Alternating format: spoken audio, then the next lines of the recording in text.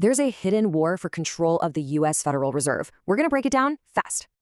So the stage was set by some serious financial instability, a perfect storm for a takeover. The first real moves were made in 2025, launching a challenge from multiple fronts.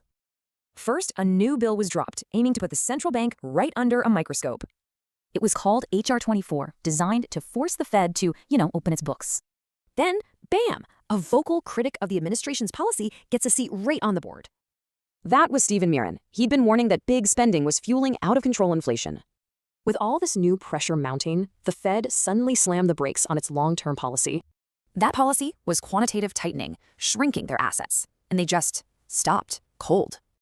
And it didn't stop there. The Fed also bailed on a major global climate finance group. Even the Fed chair warned things could get dire, talking about parts of the U.S. becoming unbankable. So what started as subtle pressure, well, it exploded into an all-out power grab. The big question became, who's going to be in charge of this chaotic new era at the Fed? Then we got an answer. On January 30th, Kevin Warsh was nominated for the top spot.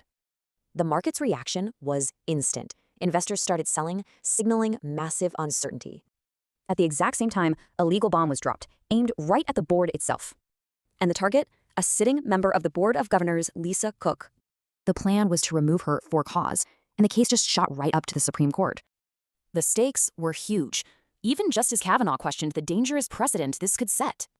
All of this has basically thrown the Fed's independence and its entire future into question. So when politics and high finance collide like this, what really happens to the dollar in your pocket? Don't forget to subscribe and comment if you want more of this information.